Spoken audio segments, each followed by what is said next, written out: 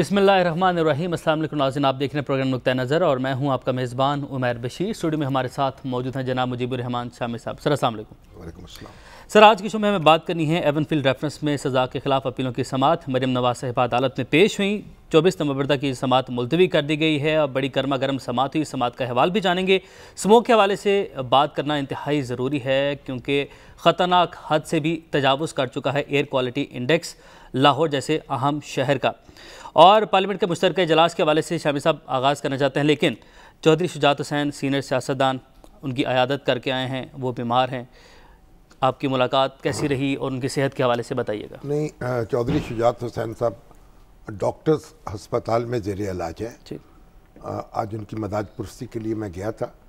उनके बेटे शाफे हुसैन मौजूद थे, उमर शामी साहब भी मेरे साथ थे, दूसरे कई दोस्त भी मौजूद थे।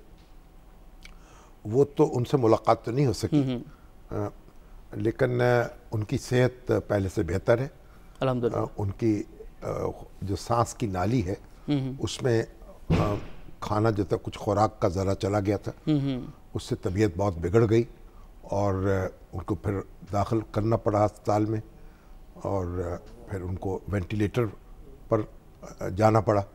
अच्छा। तो अल्हम्दुलिल्लाह वो वेंटिलेटर से उतर आए हैं।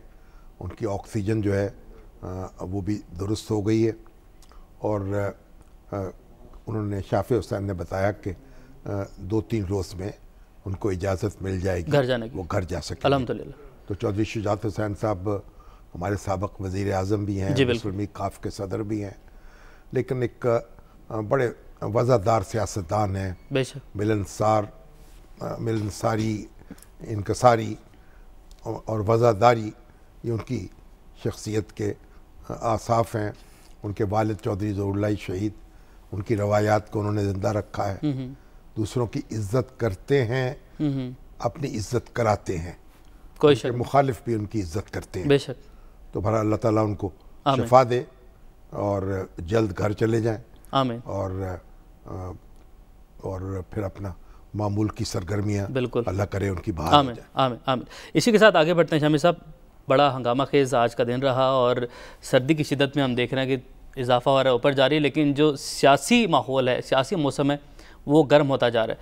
आज का इंतखाबी इस्लाहत बिल पेश करने की जो तहरीक थी कसरत राय से मंजूर की गई, लेकिन क्या रहा, क्या मामला रहे, पहले अपने नाज़रीन को वो सुनवाते हैं। शहबाज शरीफ साहब ने कायदे हिज़्ब इख्तिलाफ ने गुफ्तगू की ऐवान के अंदर, वो सुनवाते हैं। उसके बाद फिर शामी साहब आपकी जाने बढ़ते हैं।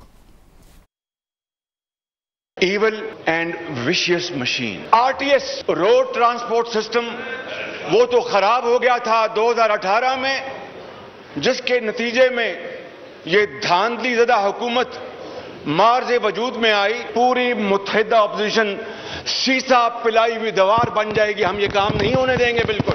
इससे बदतर दौर, स्याह दौर पाकिस्तान की 74 साल तारीख में कभी नहीं देखा। पाकिस्तान की तारीख में इससे ज्यादा फस्ताई हुकूमत और फैशिस्ट हुकूमत कभी नहीं आई रियासत मदीना। और कहां ये फस्ताई हुकूमत बर्बादी का नाम तब्दीली हो गया, इंतकाम का नाम एहतसाब हो गया, धांधली का नाम ईवीएम मशीन हो गया। और इसके बाद chairman Pakistan Peoples Party Bilawal Bhutto Zardari साहब ने भी गुफ्तगू की, वो भी सुनवाते हैं।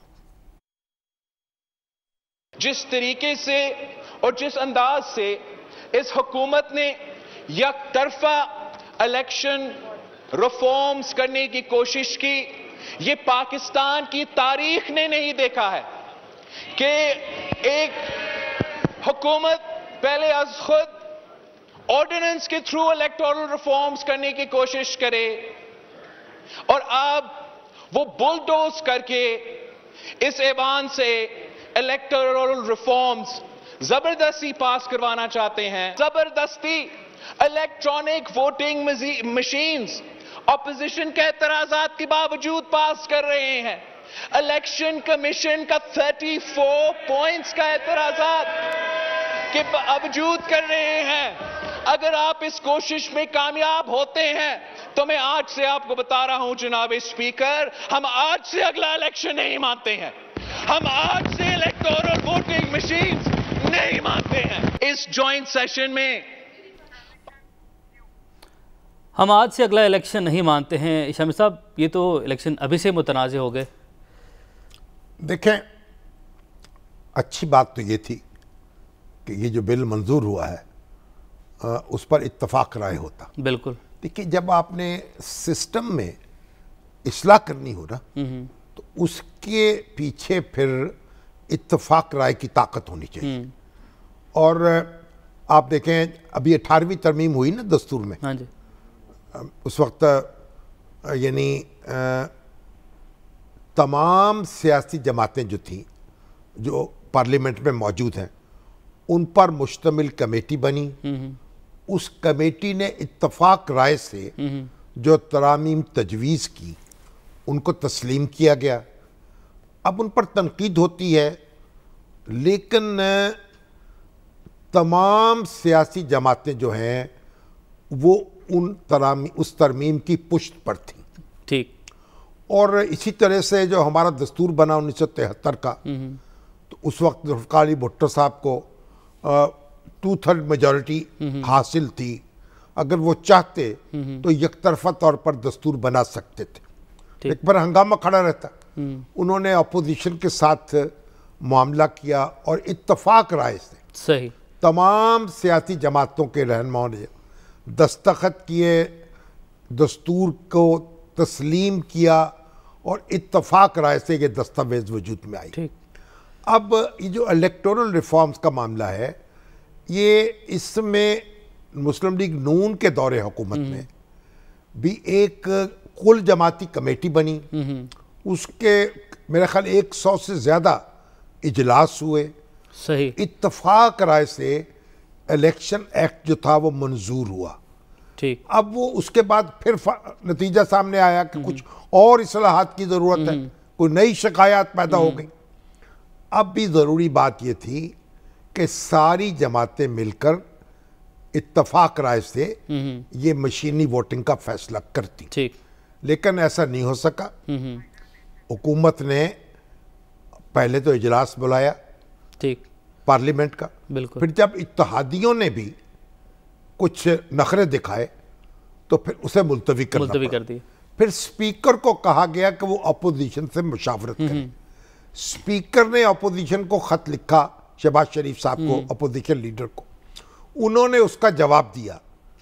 अब बजाय इसके कि आप उस मुशावरती अमल को आगे बढ़ाते, इस दौरान में हुकूमत ने अपने इत्तेहादियों से अपना मामला तय कर लिया। बिल्कुल। जब इत्तेहादी हुकूमत के साथ मिल गए, वापस आ गए, जो आंखें दिखा रहे थे उन्होंने अपनी आंखें फिर फेर ली। अपोजिशन जो थी उसको मायूस कर दिया एक लिहाज से। तो हुकूमत ने फिर इजलास बुला लिया और कहा कि हम अब अक्सरियत के बल पर कानून को मंजूर करा सकते।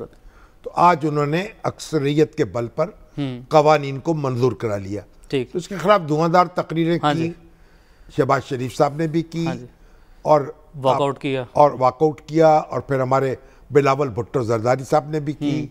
खुद जरदारी साहब भी बनफ्स नफीस मौजूद थे। हमारे जो मौलाना फजलुर रहमान के बेटे हैं उन्होंने भी तकरीर की, असद महमूद। तो अब सबका ये इनका कहना ये था कि हम अदालत में जाएंगे। और बिलावल भुट्टो ने तो ये भी कहा कि हम इसको नया इलेक्शन जो है मशीनी वोटिंग के जरिए हम उसे तस्लीम नहीं करेंगे। बिल्कुल। तो अब ये एक नया फसाद जो है उसका दरवाज़ा खुल गया है। कानूनी तौर पर तो हुकूमत ने मार्का सर कर लिया है। ठीक। अक्सरियत उसको हासिल हो गई और उसने उसको मंजूर करा लिया। लेकिन आप एक बात मैं आपको बताना चाहता हूँ, जुल्फ़िकार अली भुट्टो साहब के ज़माने में आईन में मुतअद्दिद तरामीम हुई थी। सही। वो 2/3 अक्सरियत से हुई, दस्तूर में जो तरीका लिखा हुआ है उसके मुताबिक। ठीक। लेकिन अपोजिशन ने उनको तस्लीम नहीं किया। सही। और मुसलसल एजिटेशन किया। बाद में फिर मार्शल्ला ने आकर वो तरामीम मनसूख की। सही। क्योंकि उन पर अपोजिशन जो थी वो हंगामा कर रही थी। इसलिए सिर्फ जो अक्सरियत जो है बाद औक़ात वो भी ऐसा फैसला नहीं कर पाती जिसे तस्लीम किया जाए। और ये जो वोट तो अपोजिशन के और हुकूमत के बराबर है ना, बिल्कुल 2-4 वोट से क्या फर्क पड़ता है। और ताकत भी सोसाइटी में, वोट की ताकत भी अपोजिशन के पास है। तो अगर आप ऐसा इलेक्शन कराएं जिसके तरीकेकार पर इत्तेफाक ना हो, अब अपोजिशन ने कहा है हम जाएंगे अदालत में, ये भी कोई पसंदीदा बात नहीं है। बिल्कुल ऐसे ही है। पार्लियामेंट को अपने फैसले खुद तय करने चाहिए। और अदालत ऐसा कह सकती है कि पार्लियामेंट अपने फैसले खुद करे? देखिए, नहीं, अगर ये दस्तूर की किसी दफा के खिलाफ होंगे, मसलन इलेक्शन कमीशन की खुद मुख्तारी जो है अगर इससे मुतस्सर होती हो या बुनियादी हकूक जो है इससे मुतस्सर होते हो, तो अदालत इन कवानीन को, एक कानून को या 2 हों या 3, उनको कालादम करार दे सकती है। ठीक है। तो अदालत में फैसला होगा। अगर अदालत में फैसला नहीं होता फिर सड़कों पे हंगामा होगा। बिल्कुल। अब इलेक्शन कमीशन का रद्द अमल भी बड़ी अहमियत रखता है यहाँ पे कि वो क्या ये मशीनों के जरिए इंतखाब कराने के काबिल समझता है खुद को, बिल्कुल, या नहीं। बिल्कुल। तो ये आने वाला वक्त बताएगा। बहरहाल जो कुछ हुआ है वो उम्र भी हमारे साथ है, वो बेहतर अंदाज में भी हो सकता था, और मिल बैठ के 2-4 दिन और ताखीर हो जाए तो इससे क्या फर्क पड़ता। बिल्कुल। उमर जट हमारे साथ मौजूद हैं जिन्होंने सारा जो कार्रवाई का अहवाल अपनी आंखों से देखा है। उमर साहब ये बताइए कितने कवानीन मंजूर हो गए आज? अस्सलाम वालेकुम शामी साहब, आज का जो एजेंडा जारी किया गया था वो 60 नुकाती था, जिसमें 58 पॉइंट थे जिन पर मुश्तमिल 29 बिल्स थे। लेकिन उसके बाद साथ ही एक ज़िमनी एजेंडा भी जारी किया गया, तो टोटल आज 31 बिल्स हैं जो मुश्तरका इजलास ने पास किए हैं, सारे के सारे।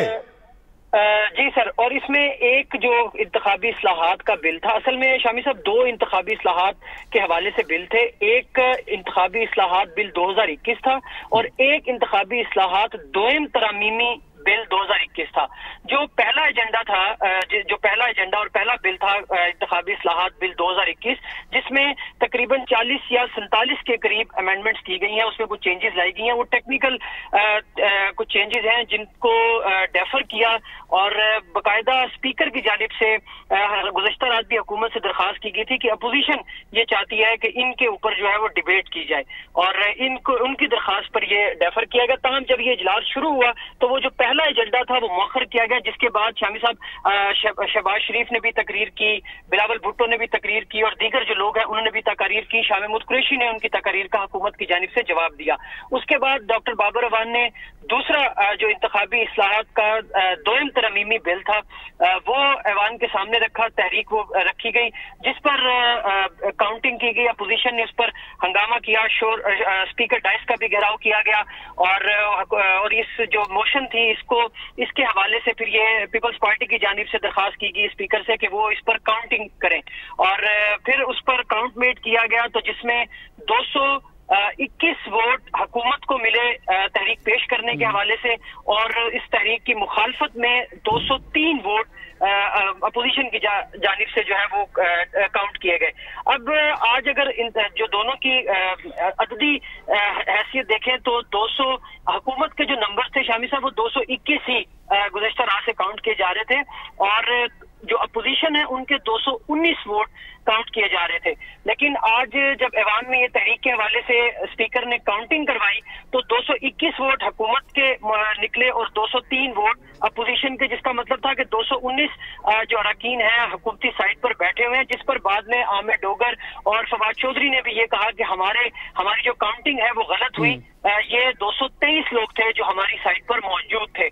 ताहम इस पर एतराज ताज हैदर साहब की जानिब से भी किया गया था, लेकिन दोबारा काउंटिंग नहीं करवाई गई। लेकिन जो तहरीक पेश करने के हवाले से काउंटिंग थी उसको 3 मरतबा वहां पर ये हाथ जो खड़े कर भी तमाम अरकान को काउंट किया गया, और उसके बाद साहब उनको ये जो मशीनी इंतखाब का बिल है उसे मंजूर कर लिया गया। जी शामी साहब, और जो ओवरसीज पाकिस्तानियों का वोट देने का मामला है उसको भी वो बिल भी पेश किया गया क्या?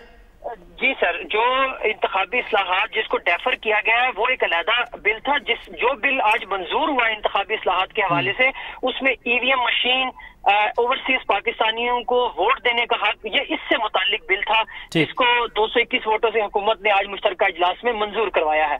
ठीक है। और उसके अलावा कितने बिल मंजूर हुए हैं? उसके अलावा शामी साहब टोटल 31 बिल आज मंजूर किए गए एक ही हल्ले में? जी, एक ही हल्ले में। और कहा यह जा रहा था हुकूमत की जानिब से शामी साहब के पहले 8 बिल हैं जिनको मंजूर करवाया जाएगा, फिर एजेंडा भेजा गया, उसमें 58 नुकात थे, 29 बिल्स का वो रात जो तो यानी इसमें कुलभूषण यादव का जो बिल है जिसमें उसको अपील का हक दिया गया है वो भी मंजूर हो गया। जी जी, उससे मुतालिक बिल भी शामी साहब। जो बिल डेफर हुआ है, जो बिल डेफर हुआ है उसमें क्या था? शामी साहब, मैं उसी का मैं अर्ज कर रहा था कि वो कुछ 40 या 47 के करीब उसमें तरामीम थी, और ये 2 बिल बुनियादी तौर पर थे जिन पर अपोजिशन, जिसका आप जिक्र कर रहे थे कि उस पर मुशावरत हो जाती, और जिस तरह स्पीकर भी उस हवाले से मुशावरत कर रहे थे, तो वो जो इंतखाबी इस्लाहात बिल 2021 था उसमें बुनियादी तौर पर वो इनसे ये वोटिंग, ओवरसीज पाकिस्तानियों को वोट देने का और ईवीएम मशीन से हटकर था, जिसमें कुछ इलेक्शन कमीशन की के हवाले से कुछ एक्ट में तरामीम थी, उनके हवाले से बिल था जिसको मुशावरत हुकूमत ने ये गोया कि वो मुशावरत की जाएगी। और अब ओवरसीज पाकिस्तानी जो हैं वो बैरून मुल्क रहते हुए वोट का हक इस्तेमाल कर सकेंगे। इसका तरीका जो है ढूंढना होगा। ठीक है उमर, बहुत शुक्रिया आपका। शमी साहब, 31 बिल आज पास हो गए, लेकिन जो अहवाल रहा वो भी हम अपने नाज़रीन को साथ साथ दिखाना चाह रहे हैं कि आज क्या कुछ होता रहा। कायदे हिज़्ब इख्तिलाफ शहबाज शरीफ साहब स्पीकर डाइस के जो है वो पास के, और उन्होंने वॉकआउट से पहले क्या गुफ्तगू की, आपको वो सुनवाते हैं। कर रहे हैं आप बात करने को तैयार नहीं। इनका जो वो कह रहे हैं आप अंग्रेजी में लिखा है, बात दुरुस्त हो गई, कॉन्ट्रडिक्शन है, तो हमारा एतमाद आपको कैसे? स्पीकर साहब, हमारा आप एतमाद खो रहे हैं, ये बड़ी ज्यादती की बात है, बड़ी ज्यादती की बात है। किस तरह आगे बढ़ा? हम अगर आप नहीं करना, वी आर गोइंग, हम जा रहे हैं, चलेंगे बस, चलेंगे। शमी साहब, आपने देखा किस तरीके से गुफ्तगू हो रही थी, और स्पीकर का जो रोल है उसके ऊपर भी सवालात उठाए गए हैं, उनको जानिबदार कहा गया, इस तरह के, तो कैसे देखते हैं आप?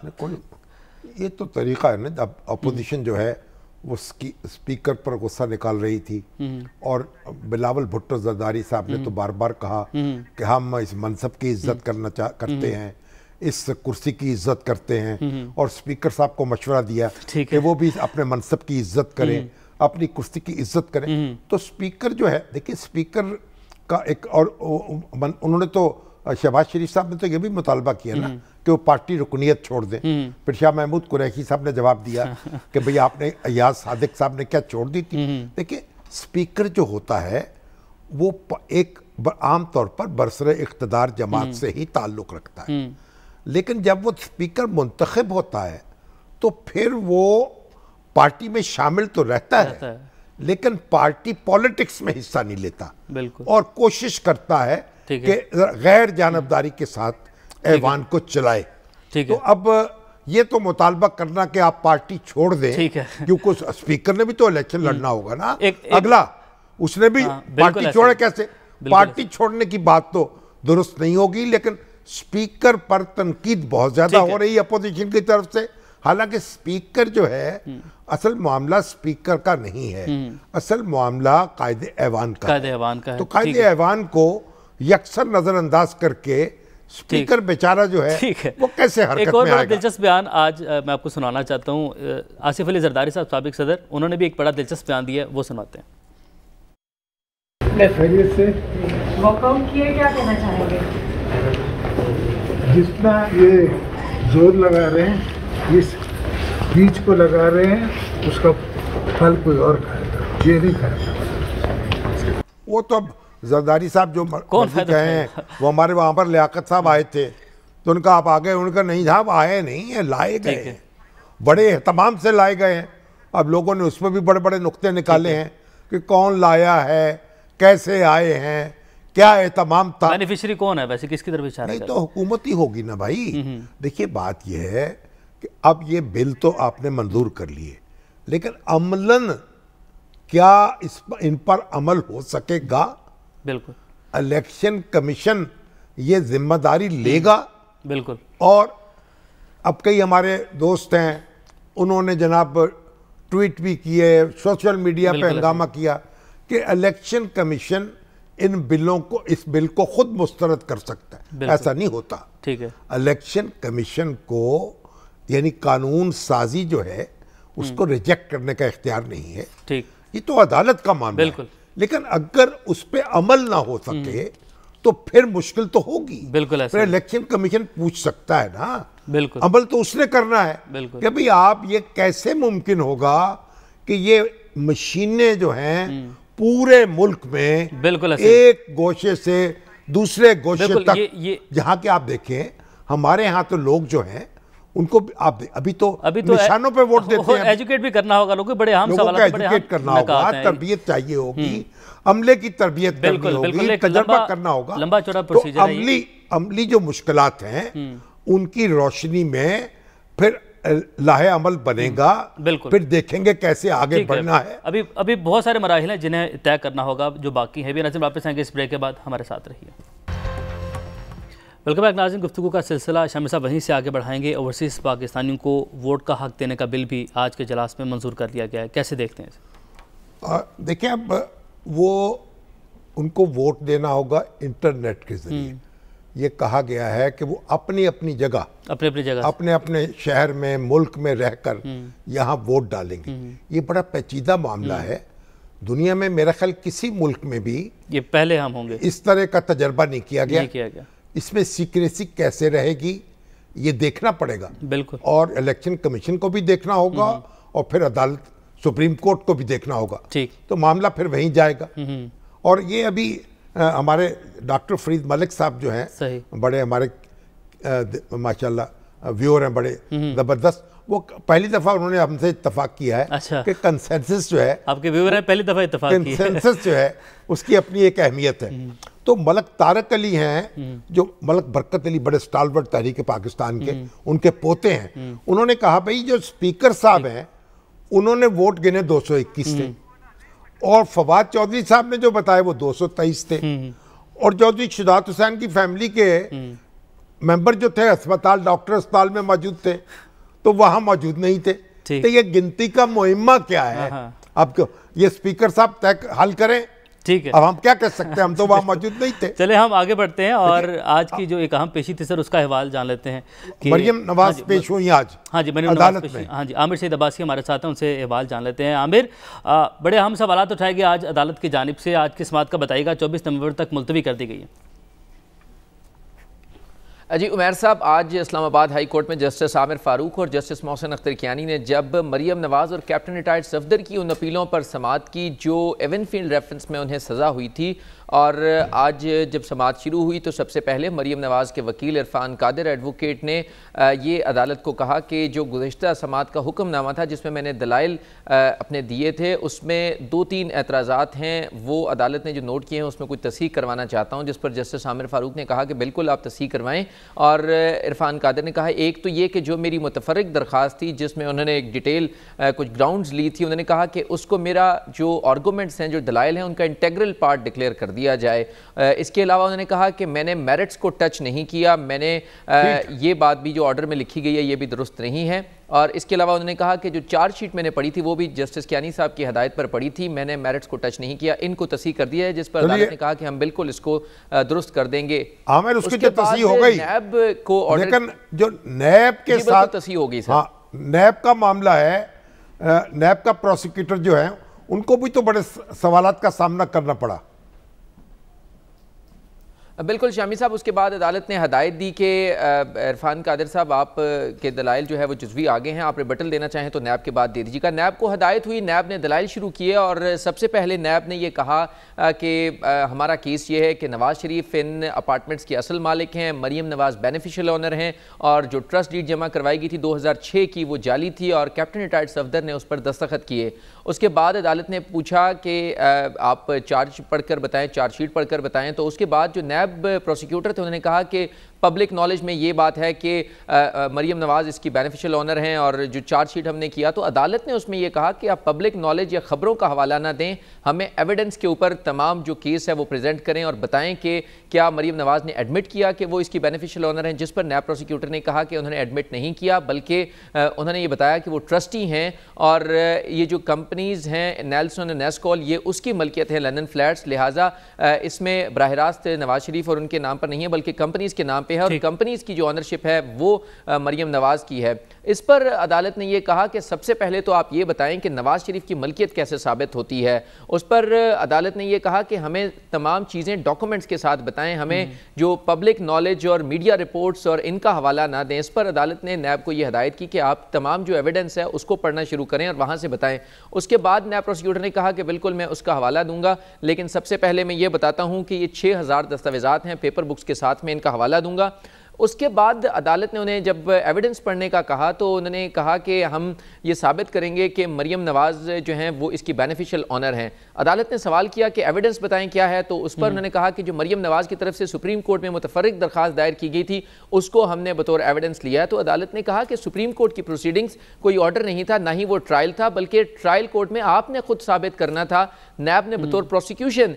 इस जो बर्डन ऑफ प्रूफ है वो मुल्जिम पर तो बाद में आता है, पहले तो इस्तगासा और नैब ने साबित करना था कि वो ऑनर हैं, उसके बाद उनसे ज़राए आमदन पूछने थे। ये वो सवाल था जिसका तकरीबन 1.5 घंटे तक नैब हुकाम से अदालत सवाल करती रही कि हमें ये बताएं दस्तावेज़ात के साथ कि कैसे आपने उनकी ऑनरशिप साबित की मरियम नवाज़ की, जिसके बाद वो आपको बताते कि इसके ज़राए आमदन क्या थे। और उसके बाद फिर नैब प्रोसिक्यूटर्स ने यह कहा कि हमने जो ब्रिटिश वर्जिन आइलैंड थे उनको ख़त लिखा, उस खत का जवाब आया और उस खत में यह कहा गया था कि मरियम नवाज़ बेनिफिशियल ऑनर हैं। उस पर जस्टिस कियानी ने कहा कि क्या एक आप खत की बुनियाद के ऊपर किसी को मालिक डिक्लेयर कर सकते हैं? ऐसा तो नहीं होता। हमें तो कानूनी शहादत के मुताबिक बताएं कि आपने किस किस शख्स का बयान रिकॉर्ड किया, किस किस शख्स ने उनकी मलकियत तस्लीम की, बैरून मुल्क में, पाकिस्तान में, तमाम प्रोसीजर बताएं। ये तो कानूनी शहादत से बाहर आप नहीं जा सकते। ठीक है आमिर, आपने बड़ा डिटेल से आगाह कर दिया। आज का दिन जो है वो नैब के लिए अच्छा नहीं था।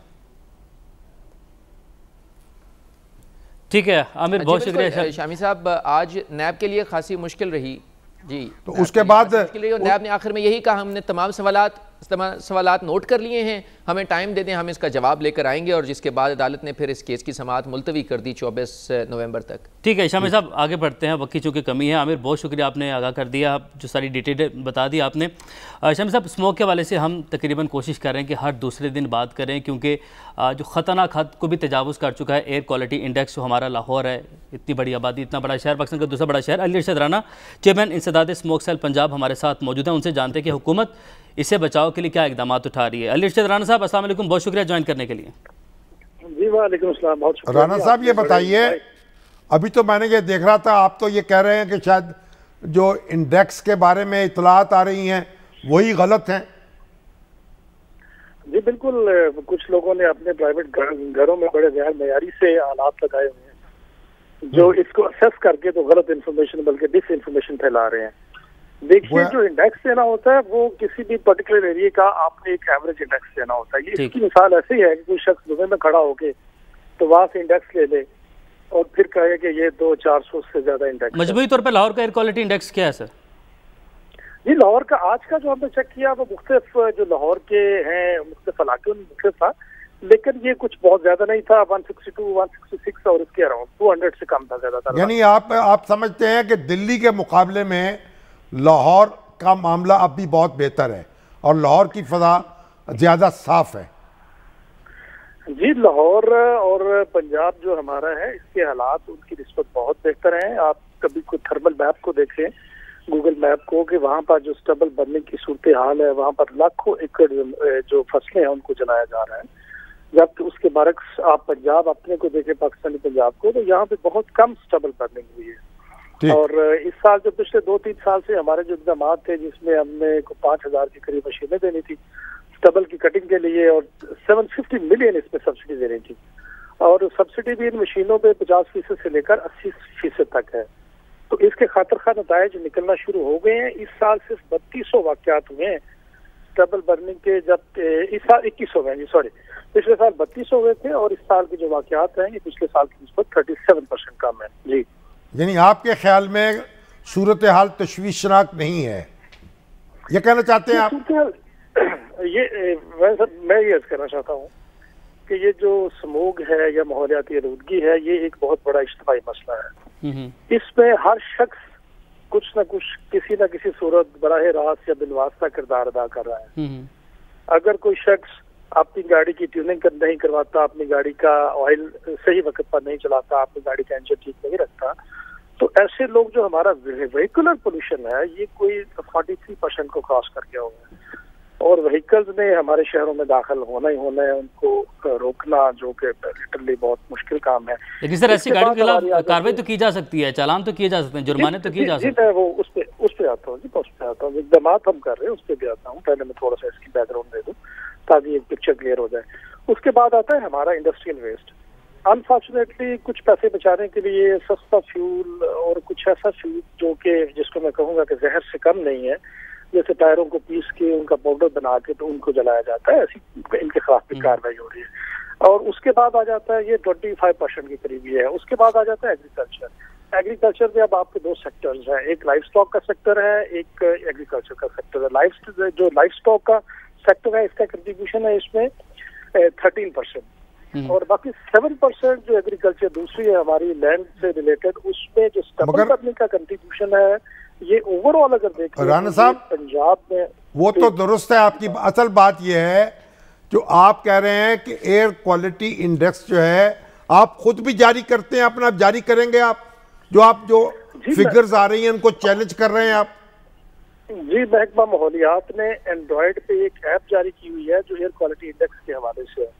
तो मेरी आपसे भी गुजारिश होगी और दीगर पाकिस्तानियों से भी गुजारिश होगी कि ऑथेंटिक डेटा के लिए उस ऐप को यूज करें और वहाँ पे जो इन्फॉर्मेशन है वही ऑथेंटिक। ठीक है अली राणा साहब, बहुत शुक्रिया। शाम साहब, प्रोग्राम के इख्तिताम में जस्टिस शकील उर रहमान साहब वफात पा गए हैं। जस्टिस शकील उर रहमान खान लाहौर हाई कोर्ट के जज थे, हमारे दोस्त हैं, बड़े अजीज।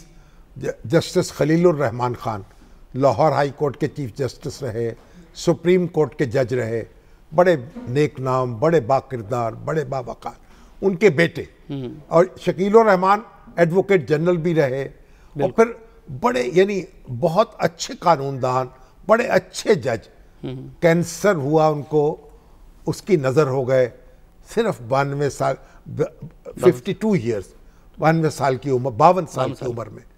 और बस एक अल्लाह ताला जो है उनकी मग़फ़िरत करे आमीन। और हमारे खलील उर रहमान साहब को उनका सब्र दे और उनको ये सदमा उठाना पड़ा, इससे बड़ा सदमा क्या हो सकता है।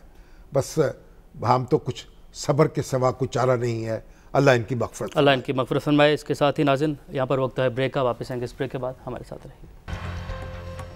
इसके साथ ही नाज़रीन आज का प्रोग्राम अपने इख्तिताम को पहुँचा। आपसे कल मुलाकात होगी, अपना बहुत सारा ख्याल रखें। अल्लाह हाफ़िज़।